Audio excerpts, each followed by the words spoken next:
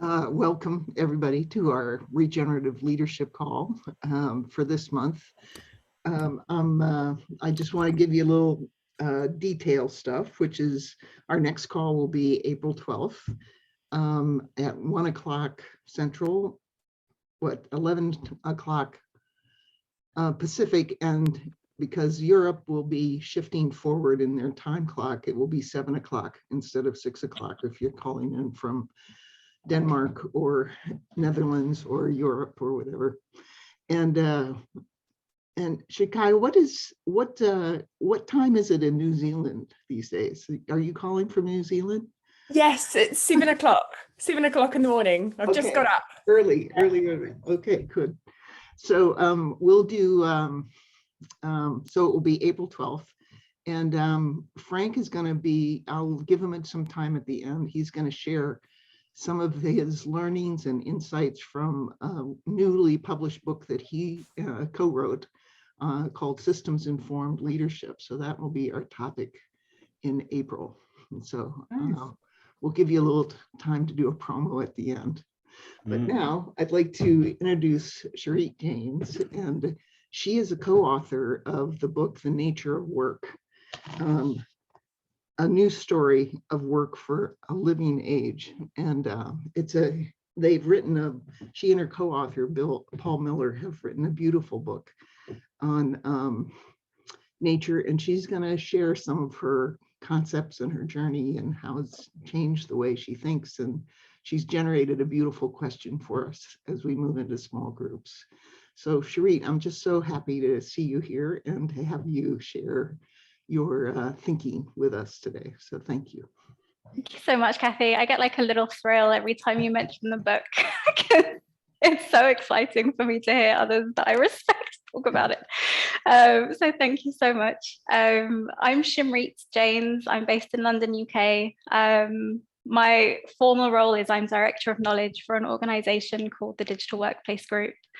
Paul is CEO and founder, so we co-authored the book starting in 2019, Nature of Work, and I just wanted to start by reading an excerpt from a chapter that's called Health, just to get us started. And so if you feel comfortable doing so, I just want to invite you to close your eyes, and I'm just going to read this out, and then it will kickstart us into the next part of the discussion. So imagine yourself within a vibrant, rich, flourishing forest. You're standing or sitting or lying down on the forest floor. It's springtime, and as you close your eyes, you can sense the living system of the forest unfurling around you, the creaking, ancient sound of the trees, their branches and leaves moving with the wind, the sound of songbirds calling out to one another, the breeze across your skin, the complex sense of the forest, of the bark, the pollen, a slight dampness, the crispness of the air. As you open your eyes, the colors of the forest in spring burst forth, the greens, pinks, blues, gentle browns. The health of the forest is thrumming all around you, a living, dynamic, interconnected superorganism, ebbing and flowing between the points of regeneration and death.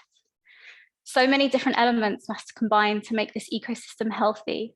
The biodiversity of the many plants and creatures that call it home, their relationships of mutualism and the adaptive and responsive structures, the roots that stretch out beneath your feet underground, through which nourishment and communication flow, the life cycles gradually unfolding over days, months, years, decades, even millennia, the regeneration that flows out of those life cycles and the threats which help keep all in balance. Then there are the migrations of the creatures that come and go, drawn at various times to this or that habitat. Meanwhile, all of this is underpinned by the deep, interconnected purpose and myriad different forms of intelligence that combine to help the forest and its many inhabitants survive. The forest, and all within it, including you, is alive. So feel free to open your eyes when you feel ready. So a question I have for you is, how does it feel to be in that space? And feel free to come off mute or put in the chat.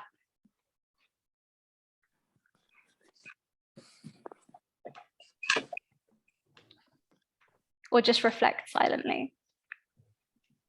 And how can you sense that it's healthy? The chat says things like alive, enlightening, enthusing, re-energizing, relationship, magical, supporting.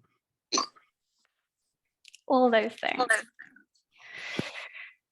And then reflect on, with that experience, if you then think about your organization and your working lives, how can you sense that that's healthy? And are there ways that you sense that it's unhealthy? How does it feel to be in those different spaces?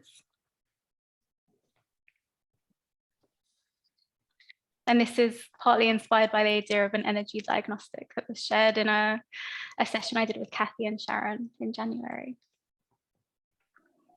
Like, I know when I've been in unhealthy organizations that it feels shrinking, and you feel scared, and you feel unsafe, and you feel like you don't belong, constricting, exactly.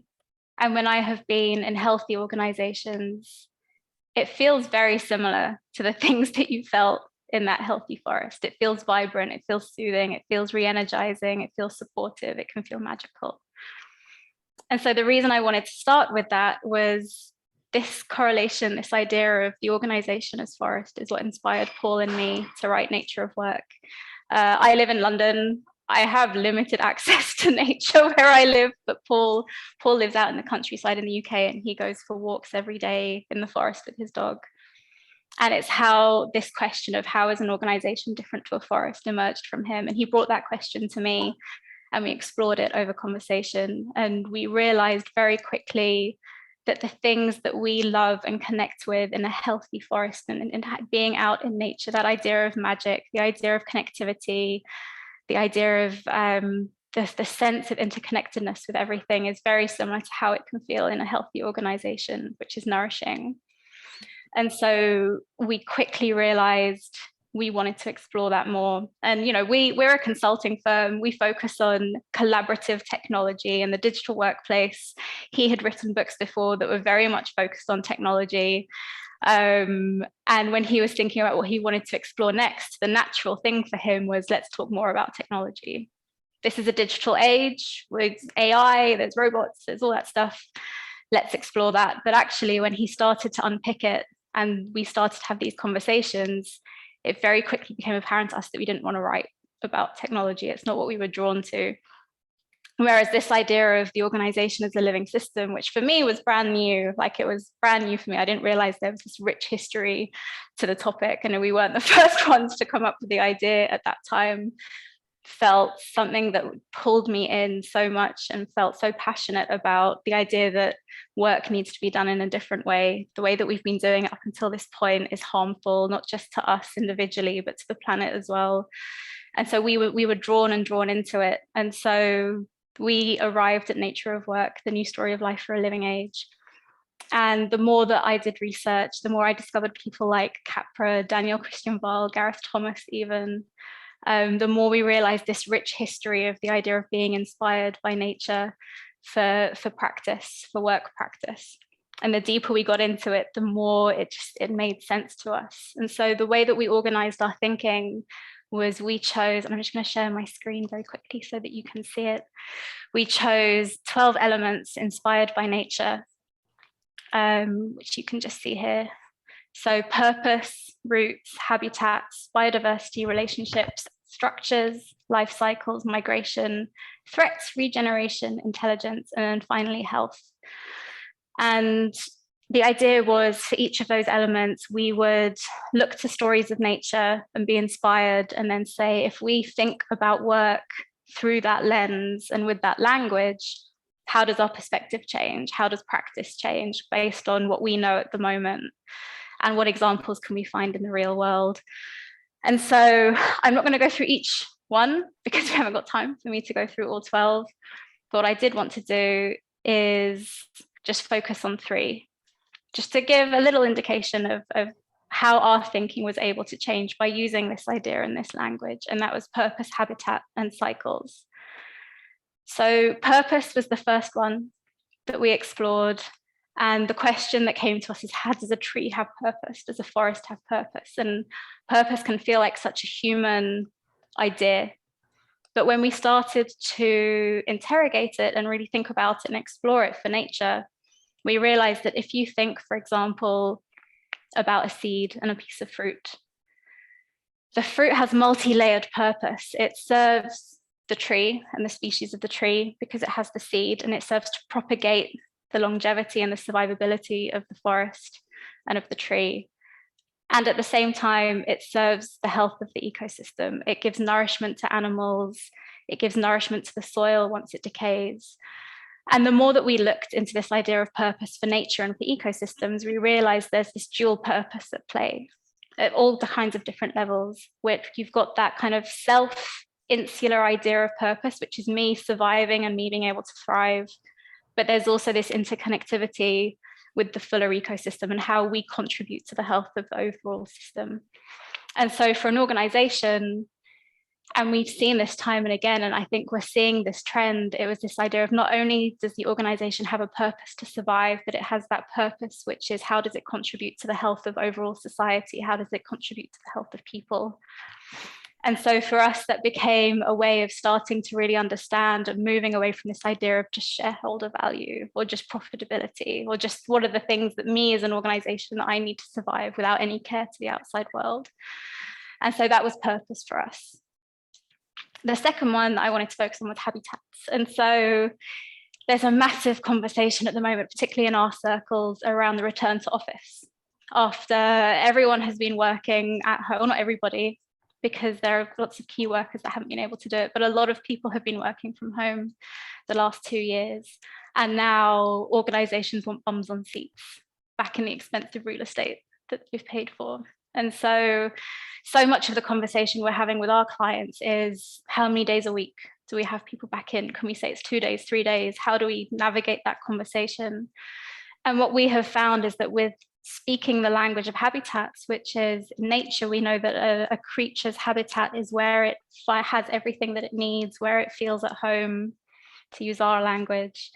So if we apply that to the world of work, how does it make sense to then see where an individual, where a team needs to be at any point of the day, at any point of the month, that naturally supports what the purpose is of that day and the work that they're doing?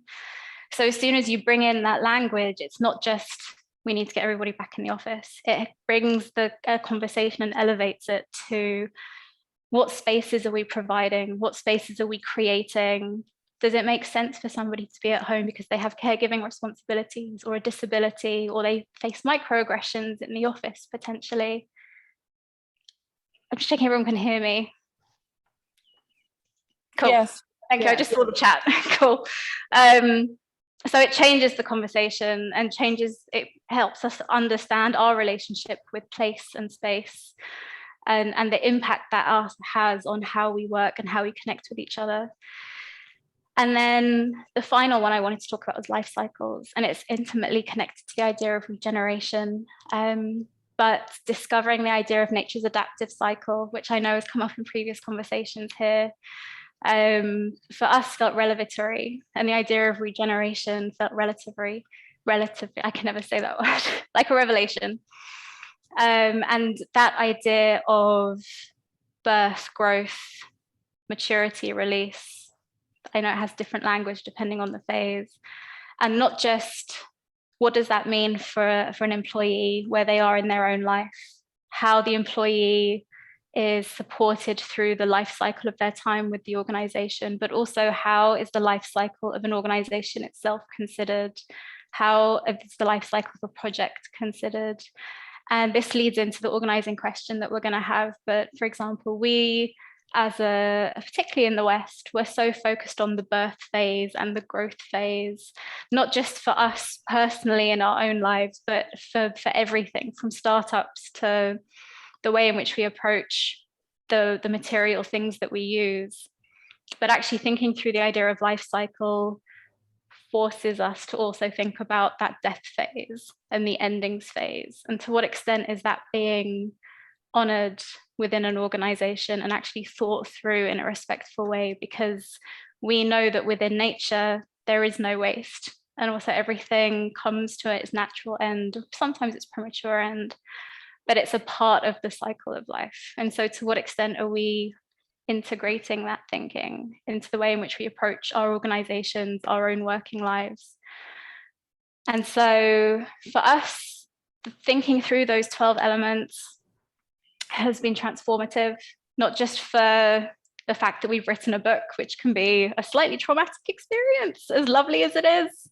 It was a lifelong dream of mine. I used to cuddle books when I went to bed at night as a kid instead of teddy bears. But it's transformed the way that Paul approaches DWG as a CEO. For me, it's transformed the way that I see not just my own work and the work of my colleagues. It's helped me regenerate myself and be more compassionate to myself, and how I need rest. I need to do things that allow me to regenerate. And so it's having that language, having that lens through which to understand our work, our clients, our own organization and culture has helped us shift. We still have mechanistic ways of doing things that had so die hard in habits in the way we do things, but it forces us to pause and to ask the questions, is there a better, more regenerative way that we can be doing this? So it's the beginning of a journey for us. Like I said, there are people who've been doing this for many, many more years with a lot more experience. But for us, it has been a nice way into starting to learn the practice and the language, and hopefully being able to share that with others as well. And so that's a brief, quick introduction to the idea of nature of work. So we'll stop here for Q&A. If anybody has an interesting observation, connection to something that they've been thinking about, or some piece of their work, or have a specific question that you'd like to unpack or know more about for Shimrit, this would be the time.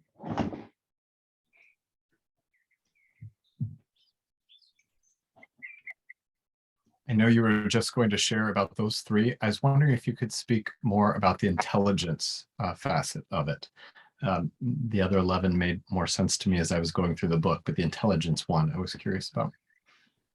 Funnily enough, intelligence was the hardest one to write, because we instinctively knew what we meant by it, but starting to articulate it became really hard once it came to putting pen to paper.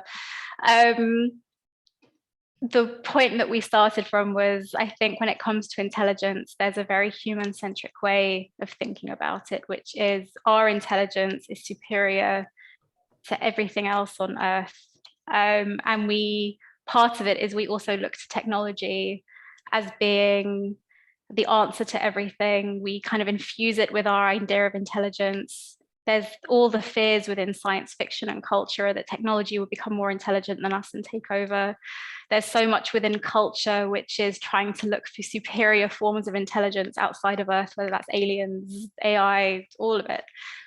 Whereas actually, if we take a step back, remind ourselves that we are of nature, not separate from it, there are forms of intelligence all across nature, which it's not a question of superior or better or more intelligence, but there are so many different forms of intelligence across nature, from the crow that is able to use a tool to the octopus, to so many examples of it that you can find, and our understanding of intelligence is changing constantly. And so if you apply that to an organization, it almost teaches us two things. One is that the ways in which we value certain types of intelligence over others can be harmful, which gets to the idea of biodiversity. Whose voice are we listening to? Whose intelligence are we prioritizing over others? And if we take a step back from that, what can we learn from each other? So that was one idea, that it asks us that question. And also the idea of collective intelligence. So if we bring ourselves together, what can we learn as a whole, rather than having this idea of the hero's journey where an individual is seen as better than everyone else, but actually can we start to think about ourselves as collective? and harnessing that collective intelligence. And the final piece was how we approach technology and actually thinking in the ethics of AI, the biases that are built into the coding, who is creating it and what harm is that causing. So it was a way of entering some of those conversations through the lens of nature. Thank you. Other thoughts, questions, connections? And I'm happy to go into any other of the elements as well, if there was one that anyone felt drawn to or had questions about. Maybe I have a question for you as well, Shimrit. So who's your audience for the book, and what do you hope that they're going to do with it? Yeah, this is a conversation we had when we were writing, and we still have now as well. So we realized, at a very broad level, it's change makers, people who are looking for inspiration because they know that something is broken and wrong in the way that work takes place, and they're looking for that inspiration to be like, how can I approach this differently? That's a very broad term, and we realized ultimately it's people who have influence to change and want to change. So that might be a senior leader, it might be managers who have influence, people who are leading teams, but also people who, like me, for example, and my friends and the people that I have who are younger than me that are drawn to this, who don't necessarily have huge influence, but they want to see change within the world of work that they are entering and that their future generations might enter. And so at kind of a broad level, they're the two that it's intended. It's people who have influence so that they can start to change their practice in the way that they're doing decision making and strategy making. And then also the people who are the leaders of tomorrow, who they can start to integrate into their thinking. And what we want them to do with it is the book doesn't necessarily have answers, but it asks questions under each of these banners. And so what we would want to see is people starting to ask themselves those questions in the way that they're going about their work, and really reflecting on, how do I normally approach this that I'm working on? And how can this help me approach it in a way that's different?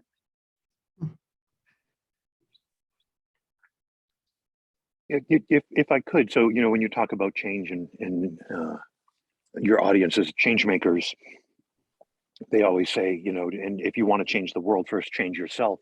So I'm curious, in the process of going through the writing of the book, how have you changed? It's a really good question, and I have changed. I have changed. And one of the things that I've learned, particularly over the last year through conversations with people like Kathy, is that this journey of trying to embrace regenerative practice isn't just an external thing, it's an internal change that we ourselves go through. And so one really tangible way that it's changed me, which I've spoken about before, is I burnt out last year. My brain broke and ended up signed off for work. Ironically, in the process of writing the book and getting involved in other stuff, I wasn't looking after myself. Plus, there was a global pandemic. And so just being able to take a step back and revisit what we had learned through the book has helped me be more compassionate to myself in the way that I approach my own care, and the way that I think about myself. I think as well, the way in which I show up in DWG now is very much using these questions to help guide me. So if for example, I'm leading our diversity, equity, inclusion efforts at the moment. We're only a small organization, but we're trying to instigate change. And whereas before I would have gone in with a set of questions based on what I'd learned externally, I think having the language of relationships, biodiversity, intelligence, all those things gives almost a neutral starting point to have the conversation. So I think the way that I treat myself and the way that I treat my colleagues has changed completely. Other thoughts or connections or questions?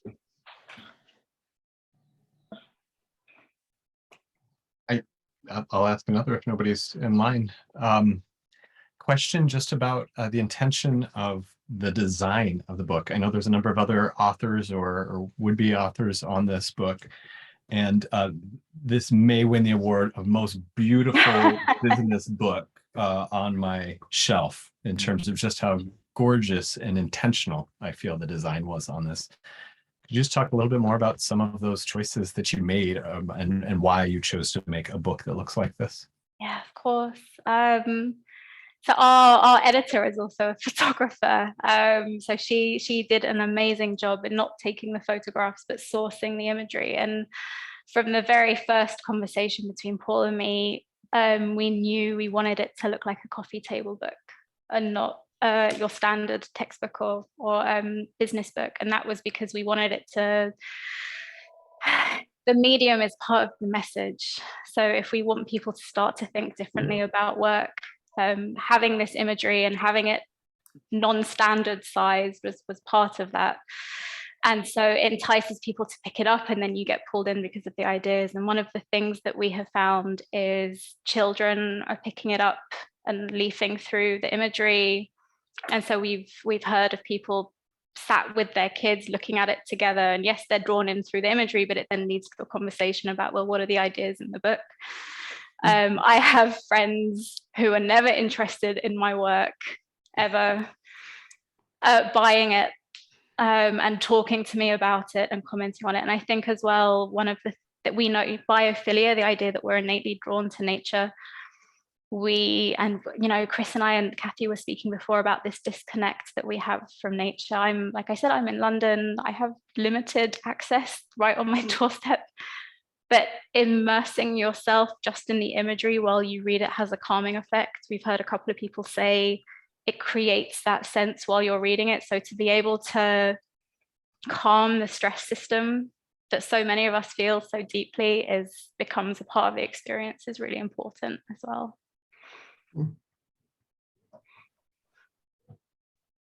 Other thoughts? Questions?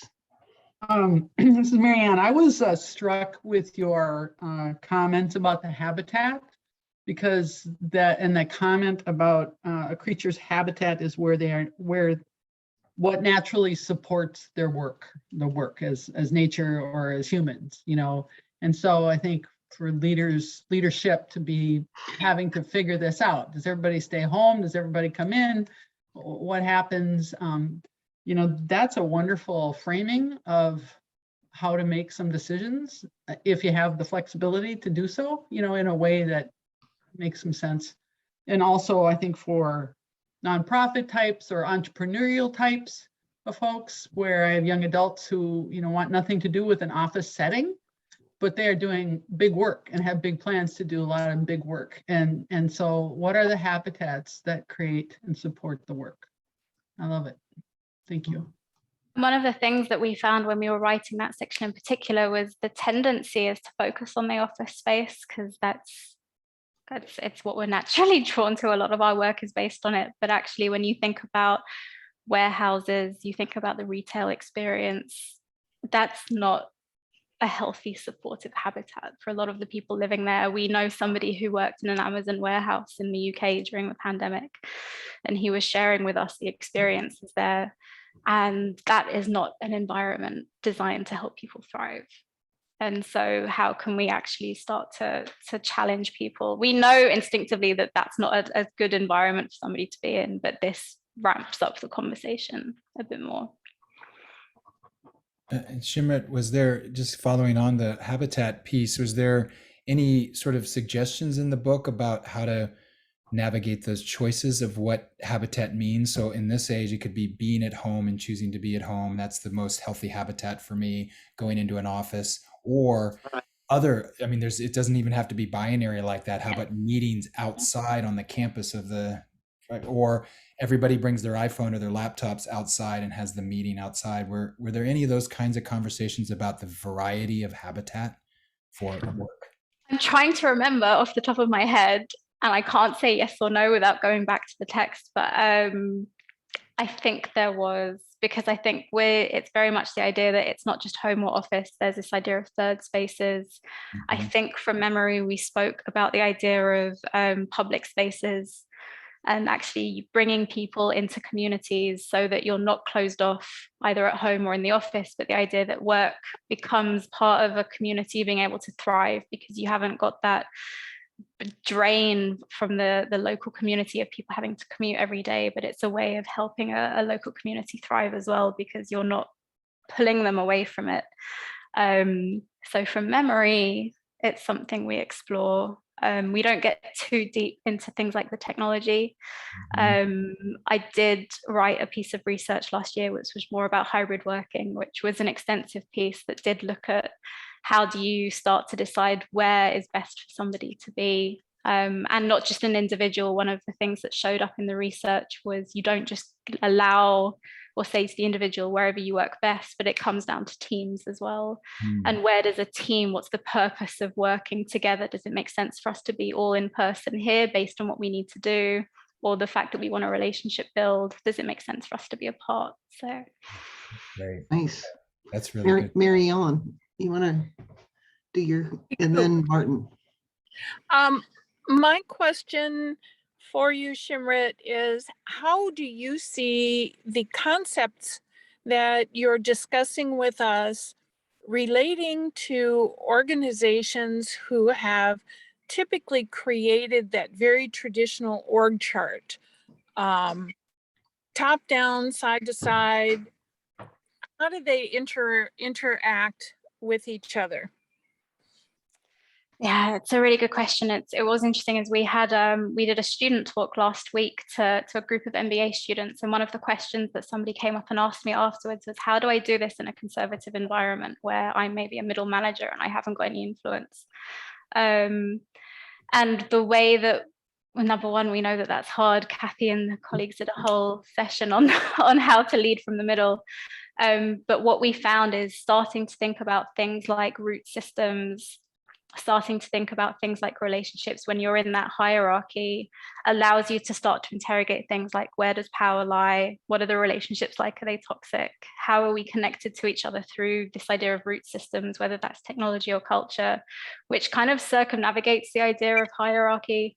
It cuts across that idea of hierarchy and the rigid structure, because actually an organization, even if it does have rigid structure, has that network that already exists. It's the way that people actually get work done.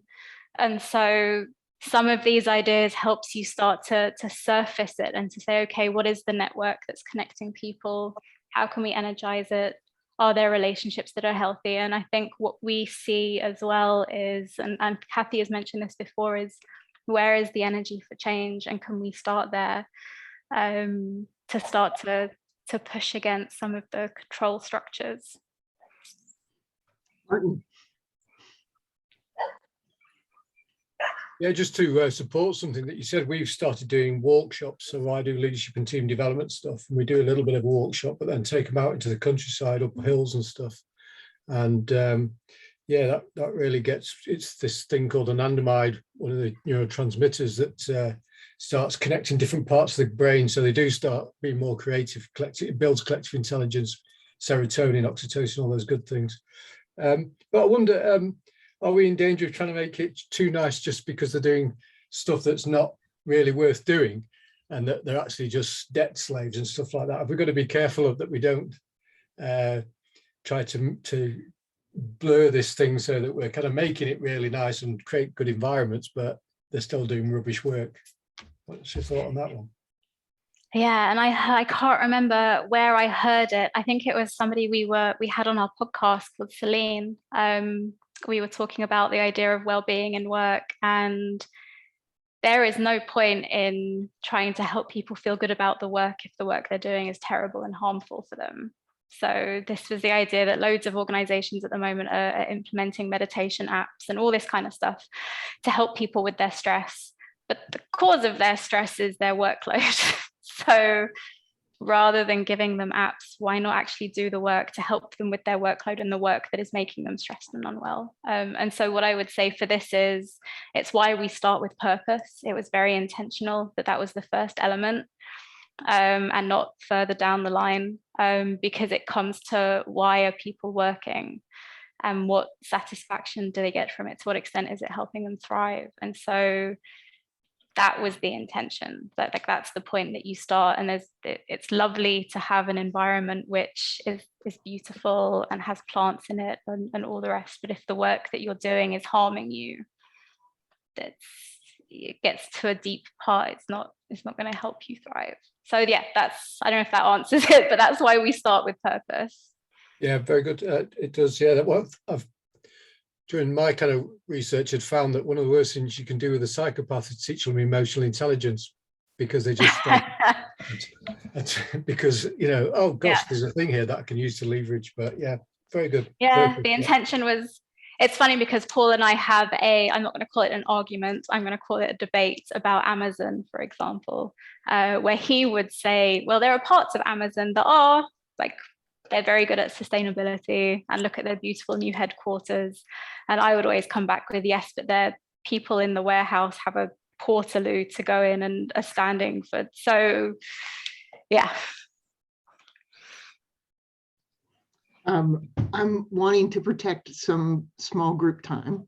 And we have a really powerful question. So Chris, you want to move us into our question and our breakouts? I have it on a slide as well, if it's helpful. Sure. Yeah, actually, why don't you introduce the question, Shimrit, and I can kind of bring it home as we go in. Yeah. So inspired by the idea of life cycles, I wanted to bring this, and I don't have an answer for this, it's something for us to explore, but how can we honor and hospice endings in our organizations and working circles as part of regenerative practice? So it's very much this idea of all of us are so desperate for the new and for new ways of doing things and for regenerative practice and all the things that we know are good about it. But at the same time, there are old systems that are dying, old ways of working that are dying, or that we would like to die. And so how do we not just think that we can switch on and switch off by switching a button, switch off the old and switch on the new, but actually how can we bring hospice and care and compassion to the old way of doing things as we also bring in the new? Great. Beautiful question. Lots to that. And then if some of you remember way back to our describing the adaptive cycle, this release phase of the adaptive cycle to really allow this to shift back into the new phase. So do you want it 15 minutes? What do you think? Yeah, I think that's good. 5 minutes at the end. All right. So most of the groups have 4 people in it. I think one group has 3. And so we'll go 15 minutes and see you back just a little before the top of the hour. All right. See you. Have a good group. See you back here in a little bit.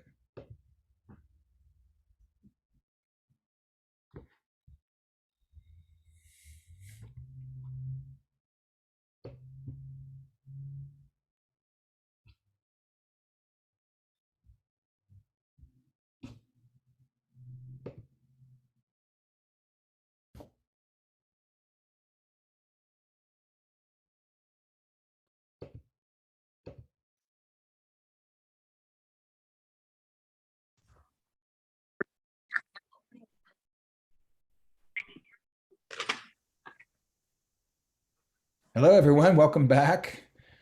That was rich. Wow. Really not quite enough time, at least for our group. So yeah, a little bit more time. It was just getting going. Oh, we nailed it. No, I'm just kidding. Yeah, got it done. Yeah. Let the people who know the answer speak first. So quick question for Kathy, you and I, just to break. We want to give some time for Frank to share. Should we just not do share outs? I mean, it's 3 minutes of the top of the hour. So just let it kind of There were a lot of really great insights. So maybe we could, I don't know how, so maybe chats would be one way to share some great insights, because there were some really good ones in our group as well. Yeah. But yeah, let's go to Frank. And yep. Frank, give us a little attraction kind of aspect. Yeah, thank you. And I'm noticing there is a request for ending the process, also honoring what happened. So so I think it is important to properly close, and so why don't invitation for people to put something in the chat. So Yeah, thank you, Frank. Yeah, just share whatever, maybe a little kernel or a nugget or something that was really got you in the share. We can just put that in the chat. And then Frank, if you want to just share over the top of that, and people can kind of read and listen. So the book is called Systems Inspired Leadership. Here you see the picture, and it is indeed working with the collective, a bit what we are doing now, and also trusting that if you work together, that you will tap what's called the collective wisdom, that there's something emerging which is more than each of us could have been thinking of. I'm sure if we would talk a bit more about the ending, new insights would pop up all the time. And this book is an attempt to help leaders in particular, but also employees, change makers, to become more skillful at that. It gives a kind of, there's a lot of focus on doing. So what you can do, there are 5 competencies that you can use. But as a being is obviously also very important. It's all around relationship systems intelligence. It's coming from the ORSC methodology, organizational relationship system coaching. Maybe some of you have heard about that. Marita Frijon is co-founder of this approach. And whilst nature is maybe not so featuring, that's what I find so beautiful of the work of Kathy Allen, all blocks you right. I think it's around systems inspired leadership. It's so neatly coming together. So the thinking, we are part of a bigger whole, the web of relationship, how to tap the collective intelligence, how to listen to the system, what it wants, what is trying to happen rather than who is fighting who. And that's really helping to evolve, to accelerate the speed of evolution, basically. I can tell a million things more, but this is what we would like to talk about, would like to share with you a bit more next time. And what is the title of the book one more time, please? Yeah, so it's Systems Inspired Leadership. Thank you. Yeah. Yeah, thank you, Frank. Yeah, so that's just a little taster, a preview coming to traction for next month's call. So next month's call is April 12th. So mark your calendar, 11 a.m. Pacific and 2 Eastern. And Frank will be presenting, and we'll dive into all that he shared. So Sukaya has also volunteered to share at some point in the future. She's been doing the complexity of well-being in the workplace. And so hopefully, and if other people on the call have things that they would like to share, things they're thinking about, things they're doing, things they're experimenting with, just let us know, and we'll figure out a way to enrich all of us through all of our different connections. So thank you so much for coming. It was wonderful, and we'll see you on April 12th. Yeah, see you guys all. Thank you again, Shimrit, and everyone. Yes. Be well. Lovely. Bye, everyone.